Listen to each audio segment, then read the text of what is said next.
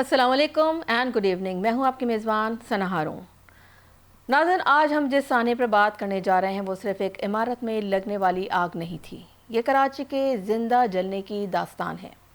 गुल प्लाजा में लगने वाली आग ने एक बार फिर हमें ये सवाल पूछने पर मजबूर कर दिया है कि क्या कराची के शहरियों की जान की कोई कीमत नहीं? क्या ये शहर सिर्फ टैक्स देने, वोट डालने और लाशें उठाने के लिए है? नाज़रीन, गुल प्लाजा की आग में हमने सिर्फ जिंदगियां नहीं खोई, हमने माओं के बेटे, बच्चों के बाप, बहनों के भाई और कई घरों की वाहिद उम्मीद भी खो दी है। आज कई घरों में चूल्हा नहीं जलेगा, कई बच्चों को बाप की लाश मिली, कई माओं ने अपने लख्त जिगर को मलबे से निकलवाया और कई ख़ानदान हमेशा के लिए उजड़ गए।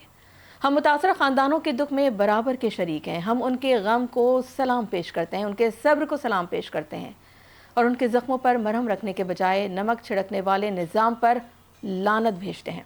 नाज़रीन, ये हादसा नहीं, ये कत्ले आम है। ये सिर्फ आग नहीं थी, ये नाअहली, गफलत, करप्शन और मुजरिमाना लापरवाही की आग थी। सवाल ये है कि ये आग लगी क्यों?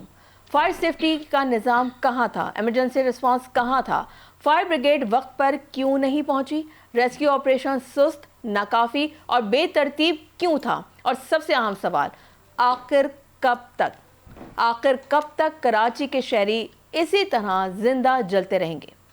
नाज़रीन, ये शहर पाकिस्तान की मुआशी शहरग है। ये शहर मुल्क को सबसे ज़्यादा टैक्स देता है। ये शहर मुल्क को सबसे ज़्यादा रेवेन्यू फराहम करता है, लेकिन बदले में उसे क्या मिलता है? टूटे हुए रास्ते, गटर का पानी, कचरे के पहाड़, बिजली की लोड शेडिंग, पानी की किल्लत, टूटी सड़कें और जलती हुई इमारतें। ये है 17 साल की हुक्मरानी का हासिल। 17 साल सूबाई हुकूमत के मज़े, 17 साल इक़्तिदार, 17 साल वसाइल और 17 साल मुकम्मल इख्तियार के बावजूद कराची के लिए क्या किया गया?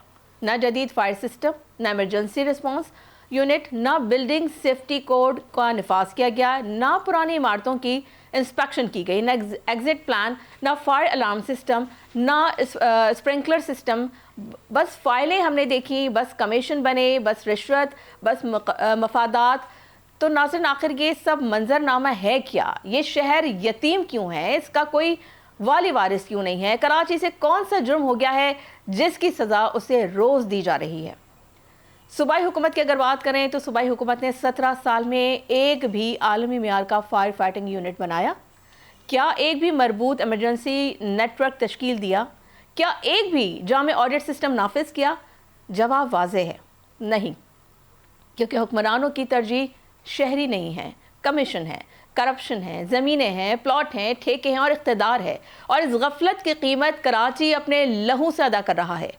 नाज़रीन, गुल प्लाजा में जो कुछ हुआ ये कोई पहला वाक़या नहीं और शायद ये आखिरी भी नहीं होगा। ये एक लंबी खून आलूदा फहरिस्त का ताज़ा तरीन बाब है। कभी बल्दिया फैक्ट्री, कभी फैक्ट्री एरिया, कभी मार्केटें, कभी प्लाजे, कभी रिहायशी इमारतें। हर बार लाशें उठती हैं, हर बार बयानात आते हैं, हर बार इंक्वायरियाँ बनती हैं और फिर सब कुछ फाइलों में दफन हो जाता है। ना कोई जेल जाता है, ना कोई मुअत्तल होता है, ना कोई जवाबदेह बनता है। और यही वजह है कि कराची जल रहा है, कराची मर रहा है और कराची चीख रहा है। नाज़रीन, आज हम सवाल करेंगे, कौन जिम्मेदार है? क्या सूबाई हुकूमत इस साहनिये की जिम्मेदारी कबूल करेगी? क्या शहर के मुंतखब नुमाइंदे अपना एहतसाब कराएंगे? क्या कराची को कभी इसका हक मिलेगा? या फिर हर हादसे के बाद चंद बयानात, चंद ऐलानात, चंद इंक्वायरियाँ और फिर अगले साहनिये का इंतज़ार? आज हम गुल प्लाजा के मुतासरीन की आवाज़ भी बनेंगे। आज हम लाशों का हिसाब मांगेंगे। आज हम उस शहर के लिए इंसाफ मांगेंगे, क्योंकि ये सिर्फ एक आग नहीं थी, ये कराची के खिलाफ जारी मुजरिमाना गफलत की बदतरीन मिसाल थी। और अगर आज भी हिसाब ना आया गया तो कल कोई और प्लाजा, कोई और मार्केट, कोई और फैक्ट्री और कोई और ख़ानदान जल रहा होगा। नाज़रीन, इसी हवाले से बात करने के लिए हमें ज्वाइन किया है, हमारे साथ मौजूद हैं मोहम्मद पन्हा, जो कि मेरी पहचान पाकिस्तान पार्टी के रहनुमा हैं। सर, अस्सलाम वालेकुम, बहुत शुक्रिया आपका, आपके कीमती वक्त का भी बहुत शुक्रिया। पन्हा साहब, एक सानिया हुआ है और बहुत बदतरीन सानिया कराची के हवाले से अगर हम बात करें तो सर, इस तरह के सानियात हम पै दर पै देखते आ रहे हैं। कराची की आवाम की अब बस हो गई। सर, क्या कहना चाहेंगे? जी, थैंक यू। आपने बहुत अच्छा इंटरव्यू दिया है कराची के लिए। यकीन करो इतना अच्छा इंट्रो दिया है आपने, इस प्रोग्राम को भी अच्छा किया गया लेकिन कराची के लिए भी अच्छा। मैं आपको एक अर्ज कर सकती हूँ, जैसे आपने अपने इंट्रो में भी कहा कराची वाकई लावारिस तस्वर किया जा रहा है, नहीं कोई एमपीए करता है, नहीं कोई एमएनए करता है, नहीं तो बलदियाती निज़ाम के सिस्टम, जैसे आपने कहा ये करप्शन के वक्त चढ़ गया। कराची में ऐसी हालत हो गई है, रोड रास्ते और तमाम चीजें फेल। अब कराची के आ जाओ गुल तलावा एरिया में, वहाँ का जो ट्रेड यूनियन है, ट्रेड यूनियन ने क्या किया है कि 200 दुकान के करीब एक्स्ट्रा बन गई। एक्स्ट्रा जब बन गए हैं तो उनका जो है सिलसिला, उसको एनओसी दिए गए, केईसी ने उधर मीटर लगाए, लोड लगाया बिजली का, एक्स्ट्रा केबलों का, तो किसकी इसकी जिम्मेदारी थी, किसने इनको परमिशन दी थी? अकॉर्डिंग टू प्लान जो लोड कैपेसिटी से होता है तो वही तारें डली जाती हैं, वही लोड। 200 दुकानों का मतलब कम अज कम 200 एसी तो पड़े होंगे ना। तो किसी भी तरीके से केई को, ट्रेड यूनियन को, स्पेशली तनवीर पासपा को एंड फिर बिल्डिंग कंट्रोल मॉनिटरिंग नहीं करती है। फायर फाइटिंग सिस्टम क्यों नहीं लगा? एग्जैक्टली या तो यूनियन लगाती, या तो कोई बिल्डर लगाता, या तो कोई और सिस्टम लगता। कराची का ये सबसे ज्यादा बड़ा सेंटर था जो आज मट्टी का ढेर बन गया, और कितने लाशें, एक एक दुकान से कल 30 लाशें मिली हैं। मुझे बताओ कब तक इस लाशों की सियासत चलेगी, कब तक इस लाशों पे जो ऐसी हालत होगी? कितने घर उजड़ गए, कितने बाग उजड़ गए, ये कराची की क्या हालत कर दी है। मैं मुतालबा करता हूँ एमपीए कराची के एमपीएम से, भाई इस तरीके से नहीं गुजरेगा। आपके 35 सीटें हैं, 6 या 7 पीटीआई के हैं, आप कम अज कम एज ए टोकन भी वहां से रिजाइन करके किसी प्रेस क्लब या किसी के घर में तो जाओ, शहर को तो ओन करते हो, शहर में तो आपको चीजें डिलीवर किए हैं, तो शहर को उससे क्या दे रहे हो आप? सिर्फ मोहम्मद पन्ना साहब, क़तई कलामी की माज़रत चाहूँगी। पन्ना साहब, हमने ये देखा है कि ऑब्वियसली सूबाई हुकूमत की अगर हम बात करते हैं तो 17 साल से बिला शराक के बगैर जो है सब पीपल्स पार्टी की हुकूमत है, लेकिन इन 17 सालों में हम पिछली हुकूमतों की बात नहीं कर रहे अभी, ठीक है, खामियां हर दौर में हमने देखी हैं, लेकिन बड़े अफसोस से कहना पड़ता है कि हमारे शहर में, हमारे सिंध में और बिलखुसूस कराची शहर के अंदर सर जो है तकरीबन 3-3.5 करोड़ की आबादी है, लेकिन सर जो फायर स्टेशन हैं आपके वो टोटल 26 हैं, और उसकी भी जो कारकर्दगी है वो आपके सामने है। जो उनका अमला है उसके ऊपर कोई क्वेश्चन नहीं है, क्योंकि जाहिर सी बात है वो तो ग्राउंड पे आए, उन्होंने अपनी जान हथेली पे रख के लोगों को रेस्क्यू भी किया।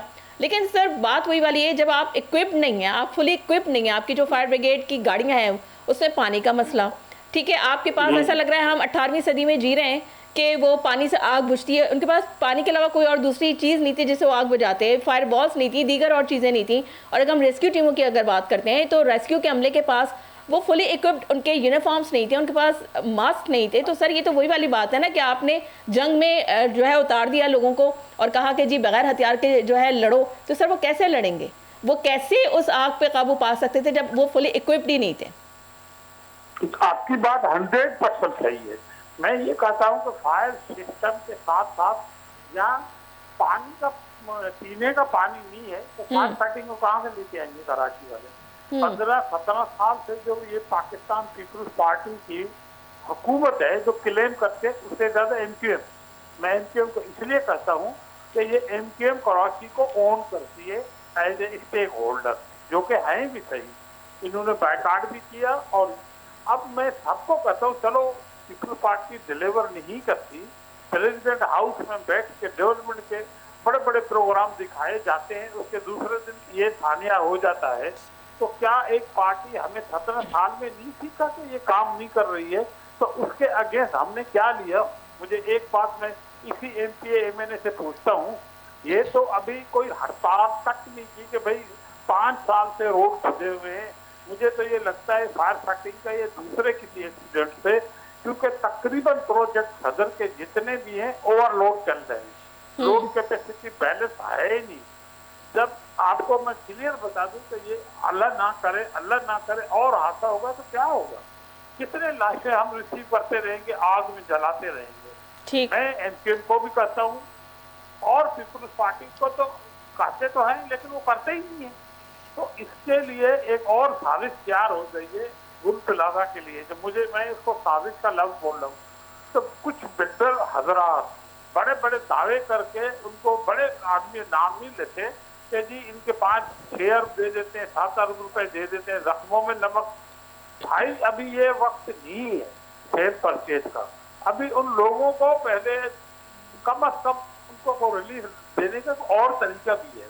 कल भी मैंने एक प्रोग्राम में कहा था, गवर्नर साहब को रिक्वेस्ट की थी कि भाई ये चीज नहीं है, तनवीर पास्ता हो या कोई और, उस पर आप शफकत का हाथ रख दें, आप जस्टिस करें, एक जुडिशियल कोड बनाएं। मैं सुप्रीम कोर्ट से, प्रेसिडेंट से, प्राइम मिनिस्टर साहब से, chief defence officer, field marshal साहब से रिक्वेस्ट करता हूँ, मेहरबानी करके इस मसले को टेक ओवर करें। कराची बैठ गया तो हमारा पाकिस्तान बैठ जाएगा। बिल्कुल। तो इस मसले को किसी बहुत लेवल पे ले के इसका प्रॉपर चीज जो है सेटअप करके फिर आप इसको अच्छे तरीके से बनाएं। ये वो गुल प्लाजा है जो मछेरा, एक गुल खान मछेरा, उसकी फैमिली भी इधर है, इसकी बेटियां भी इधर है, सबको लेके ऑन बोर्ड लेना पड़ेगा क्योंकि ये मास्टर लीज जो है उनके नाम पे है। ठीक है मोहम्मद पन्ना साहब, बहुत शुक्रिया आपका, आपके कीमती वक्त का। हमारे साथ मौजूद थे मोहम्मद पन्ना साहब, जिनका ताल्लुक मेरी पहचान पाकिस्तान पार्टी से था, उसके रहनुमा हमसे बात कर रहे थे। नाज़रीन, यहाँ लेंगे एक ब्रेक से वापस आएंगे तो अपने मजीद मेहमानों से भी आपका तारुफ कराऊंगी। So let's take a short break.